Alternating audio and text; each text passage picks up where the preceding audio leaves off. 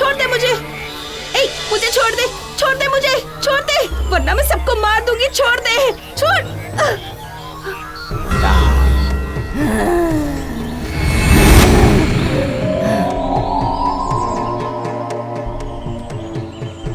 जय हो जय जय हो माँ आपकी जय। बाबा जी मेरे बेटे को बचा लीजिए बाबा जी। बाबा जी ये बीच रास्ते में चलते हुए चिल्लाने लगता है। वो देखो माँ, वो देखो वहाँ कौन खड़ा है। विश्वास कीजिए बाबा जी, मुझे वहाँ कुछ भी दिखाई नहीं देता है। क्योंकि ये शक्ति ऊपर वाले ने सिर्फ इसे ही प्रदान की है। अतृप्त इच्छाओं के साथ जिन लोगों की मौत हो जाती है, उनकी आत्मा अपनी इच्छा पूरी करने के लिए इसके आसपास घूमती है। ये शक्ति इसे स्वयं ऊपर वाले ने प्रदान की है।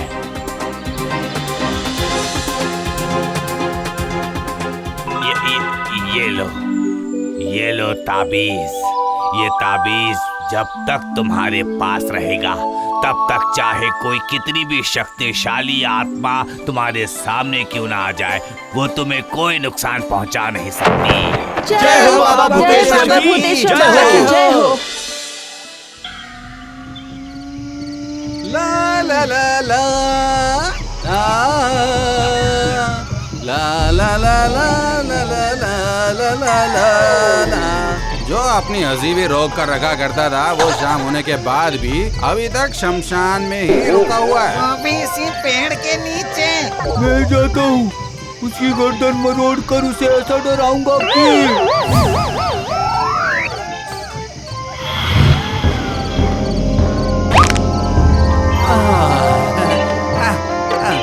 गर्दन की सारी अकड़ ही निकल गई। अच्छा, अब तुम मेरे पैर दबा दो ना। क्यों पैर? मोटे को देखो, गया था गर्दन दबाने और अभी पैर दबा रहा है। अब देखो मैं जाकर क्या करता हूँ।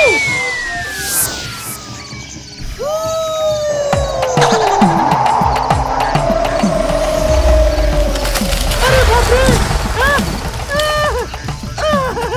अरे बाप रे! क्या हुआ, रुक क्यों गए? हाँ, आज से गर्मी के दिनों में जब भी मैं सोऊं तो तुम मुझे हमेशा हवा दोगे, समझ में आया ना? अब देखो मदन के पानी का कमाल। मैं मदन हूँ, ये लो शरबत।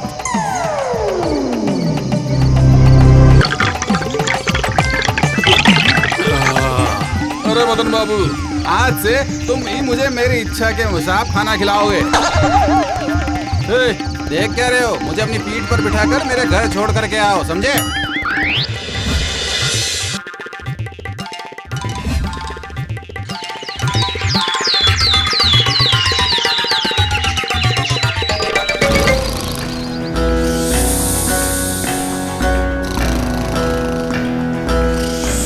अरे पंकज, अभी तक सो रहे हो बेटा?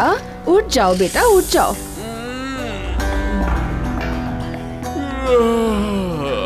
जलाने के लिए लकड़ी भी नहीं है। धान की फसल ऐसे ही पड़ी है। अगर ये सारे काम तुम नहीं करोगे तो कौन करेगा बोलो? सुने मोटू पतलू जितने भी हो इधर आओ। चलो जाओ जाओ, लकड़ी काट कर आओ, जाओ। काम करने के बजाय अगर ज्यादा बकवास करोगे तो फिर तुम्हारी पत्नी और बच्चों को खाने के बिना ही अपनी पूरी जिंदगी गुजारनी पड़ेगी, समझ में आया? और तुम दोनों मेरी बात सुनो, जाओ तुम दोनों खेत पर जाओ और खेत से धान काट करके लेके आओ, जाओ, वरना तुम्हारी माँ का इलाज भी इस जन्म में नहीं हो पाएगा। अच्छा ऐसा है क्या? तो फिर तुम्हारी माँ को भी इलाज की कोई जरूरत नहीं है, जाओ। अरे नहीं नहीं, जरूरत है। अरे ये क्या, तुम अपना सारा काम इन बेचारों से करवा रहे हो? काय के बेचारे, इसमें गलती क्या है? मैं भी तो इनकी मदद करूंगा ना बदले में। लेकिन कुछ नहीं, सबकी अपनी अपनी किस्मत होती है भाई। मदन बाबू इधर आओ, बहुत जोर की भूख लगी है भाई, जाओ पुलाव और चिकन लेकर के आओ बढ़िया से, मस्त मस्त मक्खन मार के। देखो इसे, ये फिश करी और चिकन रोस्ट खाकर सोने गया था और सोकर जागते ही इसे फिर से पुलाव चाहिए। ये तो सिर्फ हमारा शोषण किए ही जा रहा है, किए ही जा रहा है।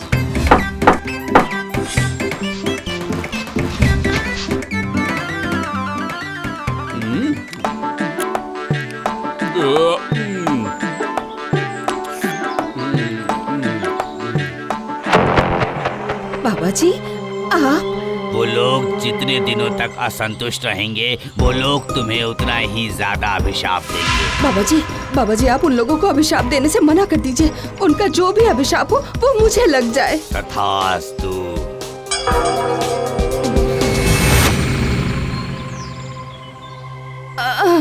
बेटा बेटा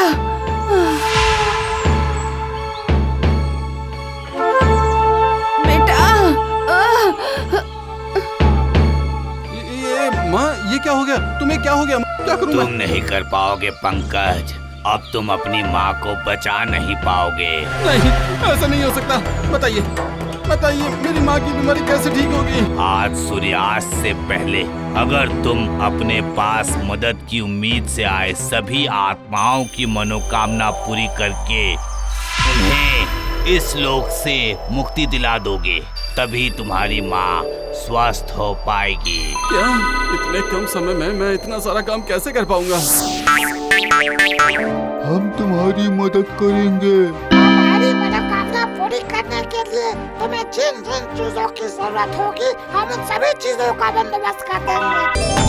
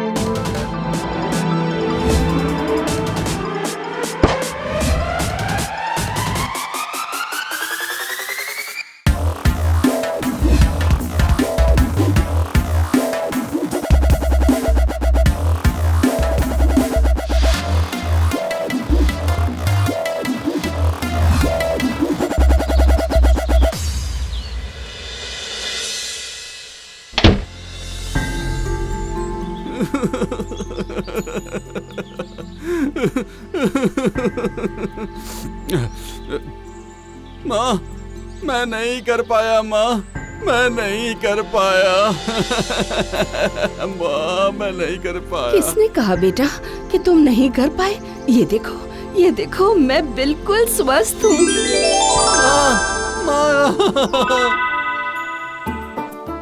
जो अपनी माँ की चिंता किए बगैर दूसरों के लिए अपनी जान की बाजी लगा सकता है उसका तो भला होना निश्चित ही है। आज सही मायने में आत्म जागरण हुआ है।